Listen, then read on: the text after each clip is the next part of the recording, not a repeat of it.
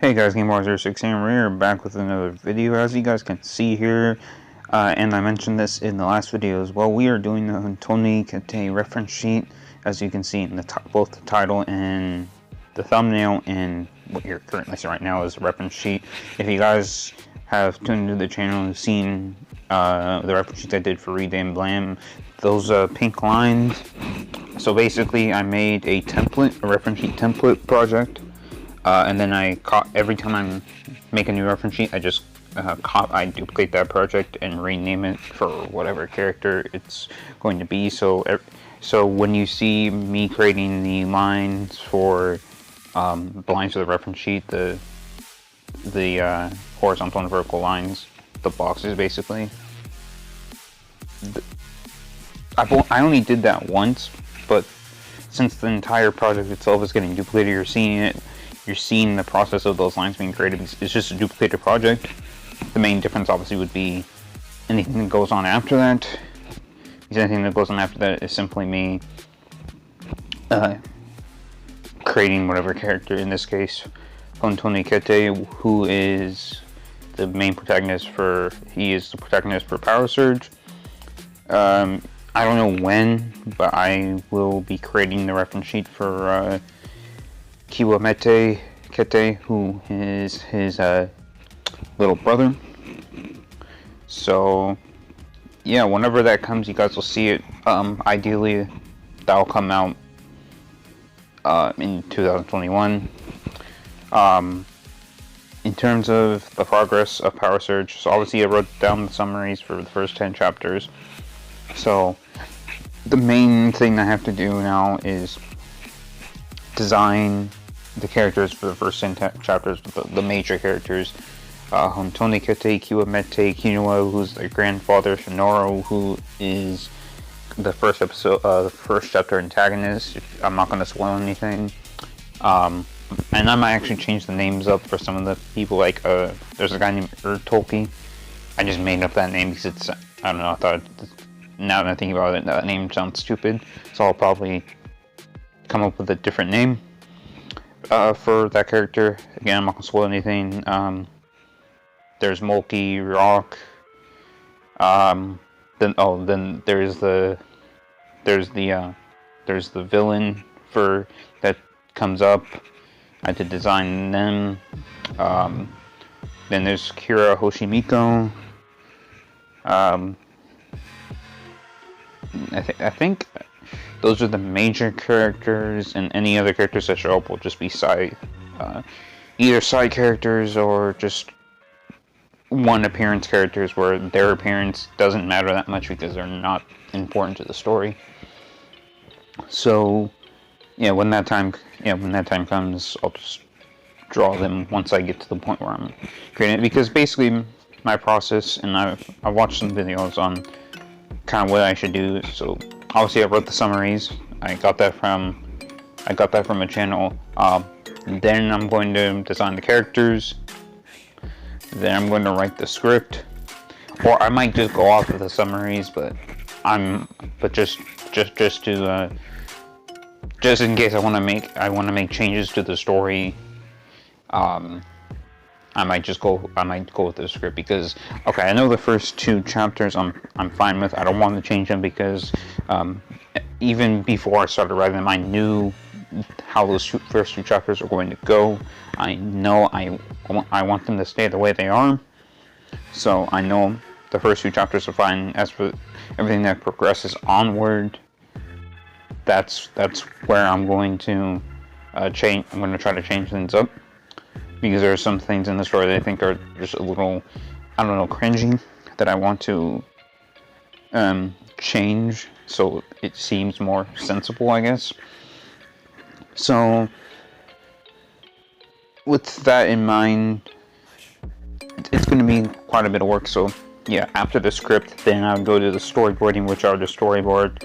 1, what the pages would look like, and 2, what would be going on in each specific I think it's called a panel.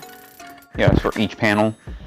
And I might get some manga references such as One Piece, Dragon Ball, Naruto, Bleach, things like that to get a reference on the how I can create the pages. Luckily, Ibis Paint has a frame divider, so to create the different squares, I can, or they don't necessarily be squares, but to create them will be pretty easy because with my finger I can just swipe at whatever direction to create splits, however I see fit. So that will make things just a lot simpler, or a lot quicker, rather than if I had to like create a big square, then I had to create multiple lines, and then I had to erase. So yeah, Ibis Paint makes it really easy. I believe Meta Painting has something similar, because I think Meta Painting's made for creating manga, or at least has a feature to help manga artists. And I know Clip Studio Paint has a feature like that as well. I believe that you can also do pre-made bubbles, like speech bubbles.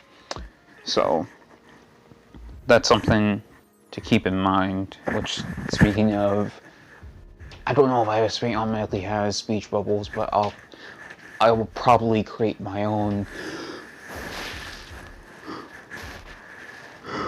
Sorry for the yawn. Yeah, I'll probably create my own, and we'll just go from there. Now, the next video is going to be this redraw that I did. If you guys have seen my Twitter, I did this redraw from this series called Hachikuji. However, I tried 3 times to export, and it wouldn't work out, so I might have to do a different style video rather than showing you the time lapse. I might just record separate things talking about each stage of the drawing. And I might do the background, even though when I post progress pictures on Discord, I usually leave the background for last, even though I finish the background before I shade the character. And in this case, the background was the very first thing I did for the drawing, and it took me 49 minutes. And the reason I know that is because Ibis Paint has a time thing for each project, so I know exactly how long each one took me. So, and I know when I finished the background, I exited the project and it said 49. And the project itself, the entirety of it, was 3 hours and 35 minutes. I even added like a 90s style filter thing because I've seen some tutorials and I wanted to try it out. And I actually liked the results, and I kind of tried to shade or change up the shading colors so it would look more 90s-ish. I mean, the background doesn't really help with that, because with the background, I think I did the background just in a more modern way, honestly. Then, so regardless, yeah, I might have to do a different style video to showcase that, since I can't export the time lapse. If I can figure out a way to do it, then I'll do it. But yeah, otherwise, maybe I'll dedicate a couple of minutes to talking about each stage. And for those of you who are on Discord, you know what these stages are. It goes the doodle, the sketch. Nowadays, the line art's just one stage. The line art, the flats, and then the full image. Because I've changed up the way I do line art, I don't have a basic line art and refined line art. For those of you who have, well, actually, you guys have seen at the end of the video, I show the process. I show each specific image at each specific stage, and in this, but for this image, I'm not doing that because I didn't save the images for each part. So you're only going to see the final image and the process here. So yeah, doodle, sketch, line art, flats, shading. Line art used to be basic and refined. Basic, I just do the lines, get all the shapes, and then I'd refine it and edit the line art so it looks good. Add some line variation, erase some parts, add parts that need to be added if I missed some parts in the initial line art. Hence why it's called refined. So yeah, with that in mind, that's going to conclude this video. I don't know when the next one will come out, but I'll see you guys when that time comes.